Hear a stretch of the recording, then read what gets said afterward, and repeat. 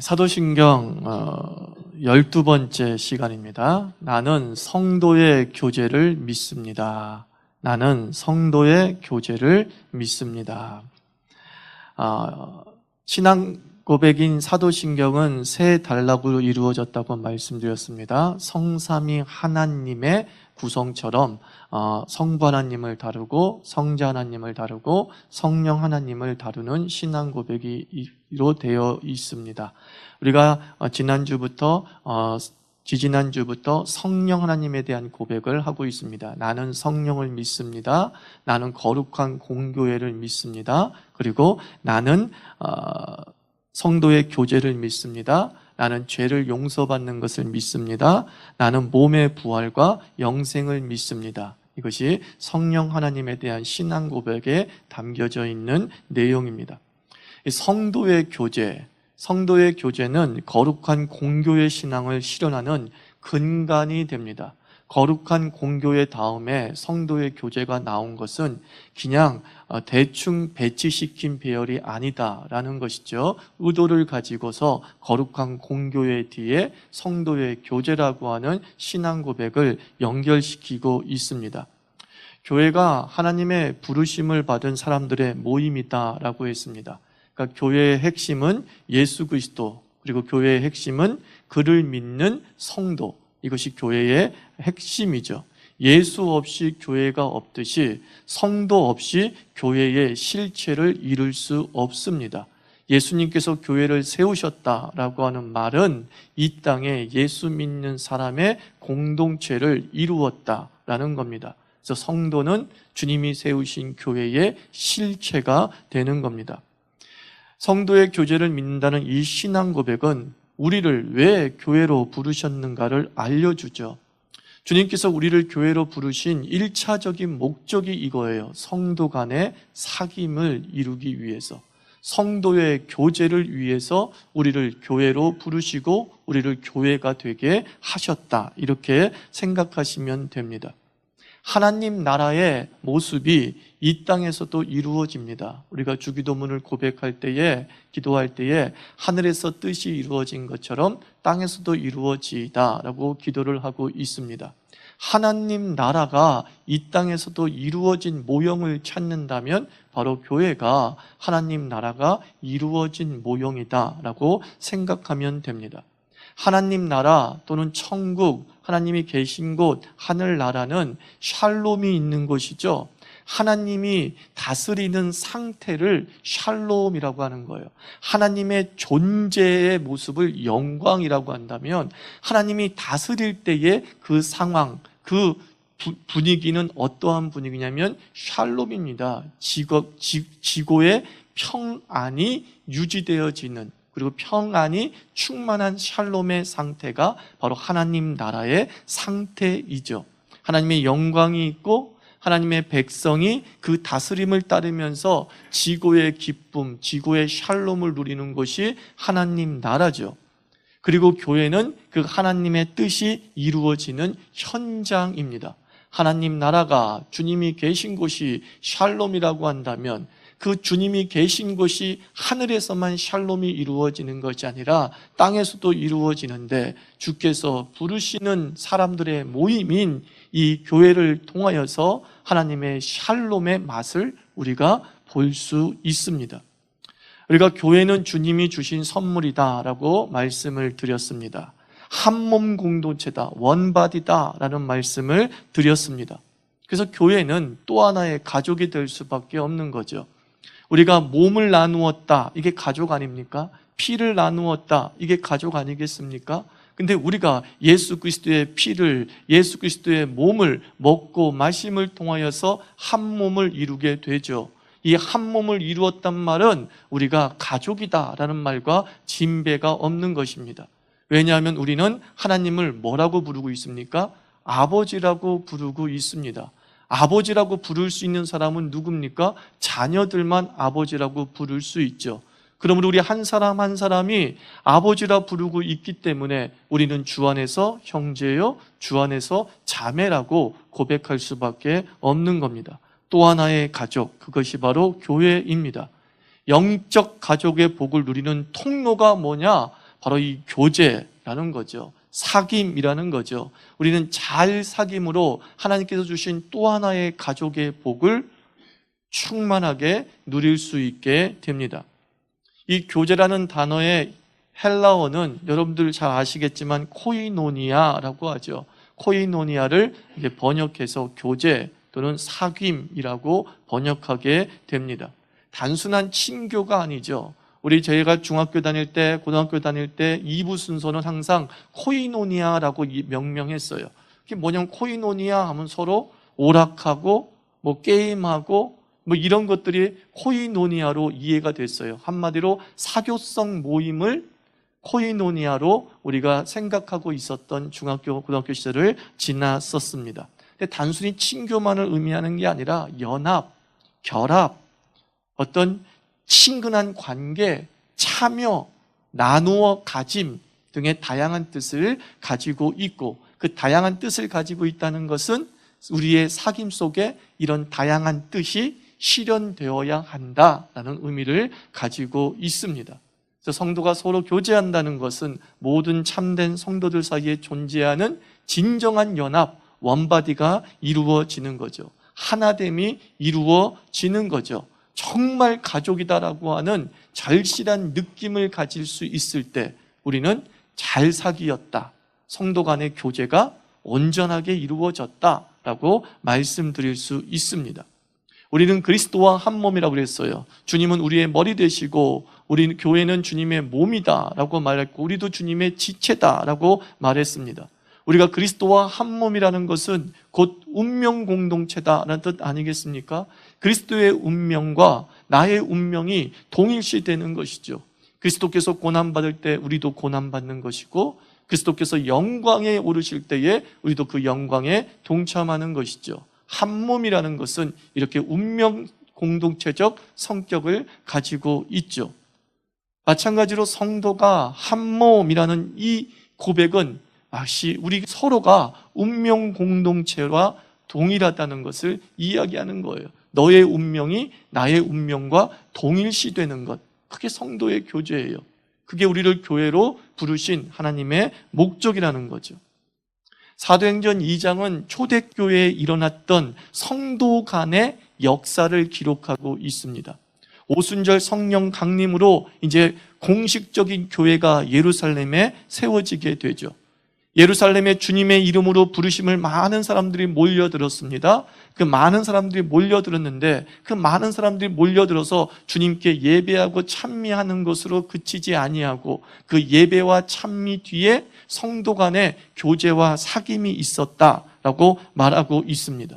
그래서 2장 42절로 오늘 47절 말씀 보면 믿는 사람이 다 함께 모여 물건들을 어떻게 했다고 그랬어요? 서로 통용했다, 서로 사용했다는 거예요. 네 물건 내 물건 주장하지 아니하고 필요한 사람에게 자기 물건을 주기도 하고 공유하기도 하는 일이 벌어졌고, 또 성전에 모여서 서로 떡을 떼었다 그랬습니다. 이 떡은 단순히 우리가 카스테라 한 조각 먹는 성만찬의 의미가 아니라 말 그대로 만찬, 음식의 공유가 이루어졌어요. 여러분, 가족의 다른 말이 뭐였죠? 식구라고 하지 않습니까? 식자가 뭐예요?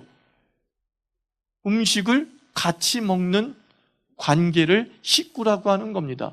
우리는 밥상머리에 한 자리에 앉아서 같은 음식을 같이 나눠 먹습니다. 그것을 식구라고 합니다. 성만찬이 이루어질 때마다 이 주님의 사람들은 식구의식을 가진 거죠. 아, 우린 정말 가족이구나. 이 떡을 먹으면서 이 같은 포도주를 마시면서 우린 정말 가족이구나 라는 것을 확인할 수 있었어요. 그래서 초대교회는 눈에 보이는 구체적인 사귐, 눈에 보이는 구체적인 교제들이 일어났다라고 성경은 말씀하고 있습니다. 이러한 삶이 가능했던 이유는 다시 말씀드립니다. 성도가 서로 가족이기 때문에 이러한 삶이 가능한 거예요. 서로 나눠 쓰고 공유할 수 있었던 이유는 가족의식이기 때문에 그렇습니다. 저는 지금은 그렇지 않지만 한때 사랑에 불 붙었을 때 저 아내 치약 칫솔로 이도 닦았습니다. 지금 더러워서 못한다 그러죠. 자, 이런 나눔이 가능했던 이유, 가족이기 때문이라고 말씀드리는 것은 성도는 가족이다. 그러므로 성도의 교제는 어떤 특성을 가지고 있느냐? 저는 두 가지라고 생각합니다. 성도의 교제는 사랑 관계다라는 겁니다. 무슨 관계요? 예, 사랑 관계예요. 비즈니스 관계가 아닙니다. 우린 뭔가를 거래하기 위해서 교회로 모인 것이 아니죠. 저 사람을 통해서 어떤 이득을 얻기 위해서 교회로 모인 것이 아니죠. 바울이 안타깝게 교회를 향해서 뭐라고 얘기했어요? 경건을 이익의 재료로 삼는 자들이 있다 그랬어요. 교회로 왔는데 교회에서 비즈니스를 한다는 거예요. 그 비즈니스 관계는 틀어지면 엄청난 원수지간이 되지 않습니까? 하나님께서는 우리를 비즈니스 관계로 부르지 않고 사랑 관계로 부르셨다는 거예요. 인격의 관계로 우리를 부르셨다. 이게 코이노니아라는 거죠. 이 시대가 외로운 시대다라고 하지 않습니까? 그럼 고독과 외로움을 좀 구분했으면 좋겠어요. 고독을 영어로 solitude라고 하죠. 그리고 외로움은 영어로 loneliness라고 합니다. 아주 미묘한 차이가 있어요. solitude, 고독이란 뭐냐? 이렇게 정의하고 싶어요. 스스로 홀로됨. 그게 고독이에요. 스스로 홀로 되는 거죠. 예수님께서 바쁘시게 일하시는 중에서도 홀로 한적한 곳에 갔어요. 이때 쓸 수 있는 단어가 뭐예요? solitude 하셨어요. 스스로 홀로 되셨어요. 고독하셨어요. 왜요? 기도하기 위해, 영성을 위해, 자성을 위해서, 자기 성찰을 위해서 우리 예수님께서는 스스로 홀로 되는 고독의 시간들을 가졌습니다.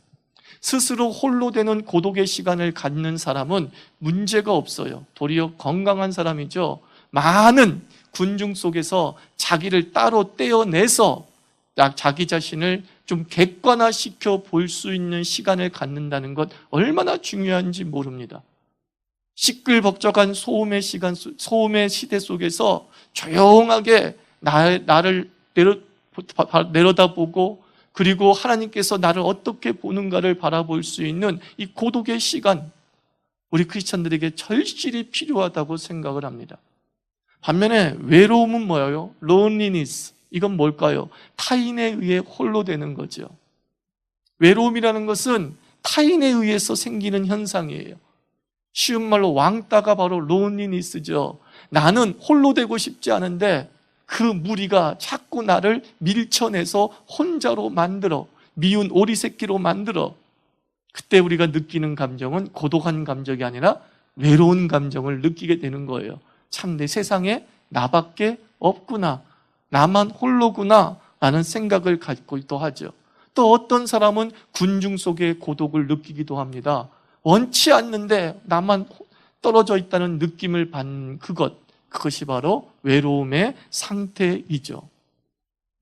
교회에는 고독은 있어야 되지만 교회에는 외로움이 없어야 된다. 그게 사랑 관계예요. 사랑은 접촉 아닙니까? 사랑할수록 사실 접촉의 빈도와 접촉의 깊이가 높아지잖아요. 사랑하면 할수록 가까이 붙어 있으려고 하고, 사랑하면 할수록 손을 넘어서 온몸을 만지고 싶어하는 접촉에 대한 욕망이 생기잖아요. 하나님께서 우리에게 성도의 교제가 사랑의 관계다라고 말씀하시는 이유는 성도가 서로 접촉하고 만나고 부대끼면서 살라라고 말씀하는 거예요. 일주일에 한 번 주님의 사람들이 만나는 것도 참 대단하죠. 그런데 하나님께서 우리에게 여유를 주신다면 그 일주일에 2번 이상 만나는 것은 더 큰 복이라는 거예요. 더 신앙적으로 살아가는 것이 무엇이냐? 성도와의 만남이 많으면 저는 감히 이렇게 말씀드리고 싶습니다. 그 신앙 참 좋은 신앙이에요. 아시겠어요? 하나님과의 만남이 많아야죠. 당연하죠. 하나님과의 만남이 많기 때문에 그 사람은 성도와의 만남도 많아질 수밖에 없는 거예요. 사랑은 흘러내려가기 때문에 자기가 체험한 그 사랑을 다른 사람에게 보여주는 것이 인간이기 때문에 주님과의 접촉의 사랑을 충만하게 느낀 사람은 그 방법으로 성도를 사랑하고 성도에게 마음을 표현하게 되는 겁니다. 목장 모임이 있습니다. 사랑 교제이죠. 이 목장 모임을 통해서 우리는 확인하는 거예요. 나는 혼자가 아니구나. 목장 모임을 통해서 우린 서로에게 얘기하는 겁니다. 당신은 혼자가 아닙니다. 편이 되어주는 것이죠. 일주일에 한 번 정말 남편은 밤 늦게 들어와서 얼굴도 못 보는 판인데, 같이 살아도 얼굴을 못 보는 판인데, 일주일에 최소한 한 번 이 사람의 얼굴을 마주대고 2시간, 3시간 동안 이야기하고 기도하고 속사정을 얘기할 수 있다는 게 얼마나 큰 복인지 모릅니다. 그러니까 목자들은요, 이 목장 모임을 중요시 여겨야 돼요. 뭘 대단하게 가르치려고 목장을 하는 게 아니에요. 목장은 뭐예요? 교제하는 거예요. 무슨 신학을 가르치고 성경을 깊이 있게 가르치려고 목장하는 게 아니에요. 그건 목사가 해야 될 일이죠. 교제하려고요. 성도 간의 깊은 사랑의 관계, 행복한 마음, 그리고 허전한 마음 속에 나는 내 편이 있구나라고 하는 소망을 심어주는 시간. 누구나 감당할 수 있죠. 뭐만 있으면? 애정만 있으면 되는 거예요. 딴 거 필요 없어요. 애정만 있으면. 당신을 사랑합니다. 당신을 참 좋아합니다. 당신이 우리 교회 다녀서 너무 좋습니다. 이 애정만 있으면 우리는 그 사람의 외로움을 덜어내주고 또 하나의 가족을 온전하게 선물하는 그런 사명 넉넉히 감당하게 될 줄 믿습니다. 또 하나, 성도는 뭐냐? 가족이기 때문에 그 관계에는 책임의 관계가 있어야 돼요. 성도의 교제는 사랑 관계고 성도의 교제는 책임 관계입니다. 고린도후서 9장을 읽어보면 가난한 성도, 가난한 교회가 있었어요. 그들에 대한 연보에 대해서 가르쳐 줍니다. 각 마음에 정한 대로 할지니라. 인색함으로 억지로 하지 말지니라. 은혜를 넘치게 해서 모든 일에 항상 넉넉하여 너희의 착한 일을 넘치게 하라 라고 말합니다. 고린 초대교회는 지역교회를 뛰어넘어서 다른 교회가 힘들면 그 교회에 대한 책임을 가졌어요. 그 부족한 부분을 채워주겠다. 왜요? 한몸 의식을 가지고 있었기 때문이에요. 한몸 의식을. 또 에베소서 4장 11절과 12절에도 하나님께서 우리에게 직분과 은사를 주신 것은 성도를 온전케 하며 봉사의 일을 하게 하며 그리스도의 몸을 세우려 하심이라 그랬어요. 우리의 봉사와 우리의 직분을 통해서 누구의 몸을 세운대요? 그리스도의 몸을 세운대요. 그리스도의 몸이 뭐라 그랬죠? 교회라 그랬잖아요. 교회를 세우려 하심이다, 이 얘기를 하고 있는 겁니다. 책임을 가지고서 그 직분과 은사를 받았을 때에는 그것이 사랑 책임으로 연결되어져서 성도의 모임인 교회, 그리스도의 몸인 교회, 그리스도의 몸인 성도 한 사람 한 사람에 대한 건강성의 책임을 가지고 살아가는 것이 진정한 성도의 교제다라고 우리에게 가르쳐 주죠. 그러니까 결국 책임이라는 것은요, 부담을 지는 것이라고 생각을 해요. 맞죠? 책임만큼 부담스러운 게 없잖아요. 가장의 책임을 가지고 있을 때 어깨가 아프죠. 오늘 남자 집사님들 얘기하다가 50견 얘기가 나왔어요. 50견 얘기를 나누다가 왜 50견이 올까? 그 가장의 책임 때문에 어깨를 짓누르는 거죠. 나이가 들수록 가득 책임이 더 가중되어지는 거예요. 내 인생은 불안한데 책임은 더욱 가중돼. 그래서 50견이 온대요. 의학적으로는 아무 근거가 없습니다. 그저 심리적으로 위로받는 얘기예요. 그래, 우리들이 이렇게 힘들어. 그래, 책임이란 굉장한 부담입니다. 어깨에 무엇인가를 짊어지는 거예요. 그것이 바로 성도의 교제여야 된다라고 말하는 거죠. 성도의 건강함을 도와주고 건강한 교회를 세우는 영적 가장의 그 책임의식이 필요한 것이죠. 교회를 개척하고 이제 10년이, 12년 차로 들어갑니다. 한 번도 우리가 고민하지 않았던 부분에 우리가 고민을 하기 시작을 했습니다. 교회의 재정적 압박이 자꾸 커지죠. 그래서 뭐 한 달에 한 200 가까이 이렇게 마이너스가 계속 나오는 것 같습니다. 그런데 교육을 포기할 수는 없죠. 이제 유초등부에서 너무나 잘해서 청소년부에 참 많은 인원을 이렇게 올려 보냈습니다. 이제 이 아이들을 잘 양육해서 또 교회에 하나님의 사람으로 잘 뿌리박게 만들어야겠죠. 그래서 무엇보다도 청소년부 담당 그 교육자의 필요성이 대두되고 있습니다. 딜레마인 거죠. 마이너스인데 교육은 필요하다라는 것이죠. 주님의 신앙교육을 온전히 시켜야 된다는 필요성. 어느 쪽에 더 힘을 줘야 됩니까? 바로 교육에 힘을 줘야겠죠. 그래서 우리 자유교회가 성도의 진정한 교제로서의 이제 책임을 좀 한번 져보는 것이 어떻겠냐라는 거예요. 지난 세월 동안 우리 교회가 한 번도 여러분들에게 책임을 부담하지 않았습니까? 그저 하나님의 은혜로 그냥 온다라는 마음으로 자발적으로 자원적으로 그냥 섬겨 나갔습니다. 2018년, 10년 그리고 2019년도엔 교육기금 100도 운동을 벌이려고 합니다.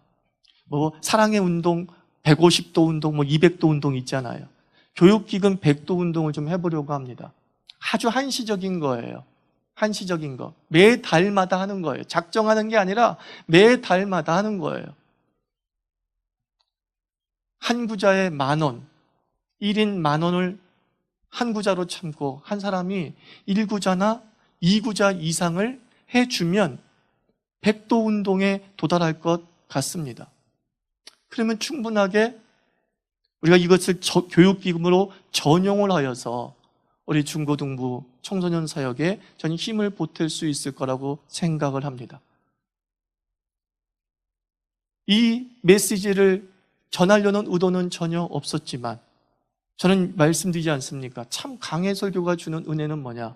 하나님께서 그 말씀을 뽑지 않아도 그 상황에서 그 말씀이 연결되게 하신다는 게 전 놀라웠다고 생각을 합니다. 고개를 드십시오. 그리고 저를 보십시오. 이제 우리 성도의 교제를, 즉 그리스도의 몸을 온전히 세우려고 하는 이 일에 여러분들 교육기금 100도 운동에 우리 1인 1구자 이상 동참하시기를 부탁을 드립니다. 그게 사랑이에요. 그게 책임이에요. 우리 자라는 세대에 대한 책임. 그것이 바로 성도의 또 하나의 가족으로서 우리가 가야 될 영적 가장의 길이라고 생각을 합니다. 그리스도의 몸된 교회를 사랑하고 지키는 그 책임의 신앙을 다시 한번 부탁을 드립니다. 그리고 다시 말씀드립니다. 저를 보세요. 저를 보세요. 고개를 숙이지 마세요. 이 메시지를 들을 때는 고개를 드지 마시고 고개를 드세요. 고개를 드시고 내가 이렇게 인정받는 그리스도인이구나 라고 생각하면서 메시지를 들어야 됩니다. 말씀을 맺으면서 라우텐리우스라고 하는 초대교회 집사님이 계십니다. 로마에서 빈민을 구하는 일에 헌신적으로 종사해 있습니다. 그런데 기독교 박해로 인해서 체포되게 되죠. 그는 교회의 하늘의 보화를 관리한다라는 그 혐의를 받은 거예요. 교회의 재정을 엄청나게 관리하고 있다. 그래서 황제가 요구합니다. 너희들 교회에 있는 그 보화 다 내놔, 다 내놔 라고 명령을 하죠. 라우텐리우스가 돌아가서 그가 돌봐준 사람들 중에 병인들, 불구자들, 마비자들, 힘든 자들을 다 모았어요. 그리고 황제 앞에 데리고 갔습니다. 황제님, 황제요, 당신이 탐내는 이 교회의 황금은 무엇이냐면 이 사람들입니다. 우리 교회의 황금은 힘들고 어렵고 간질에 걸리고 가난하고 병든 자들이고 절뚝바들입니다.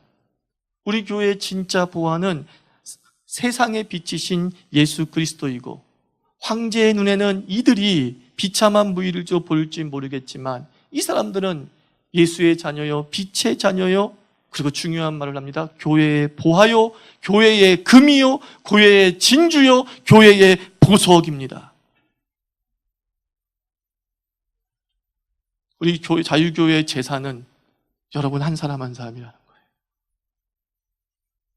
우리 교회의 재산은 통장의 잔고가 아니라 교인 기록부에 적혀진 여러분 이름 한 사람 한 사람이 교회의 보아요, 교회의 진주요, 교회의 금인 줄 믿습니다.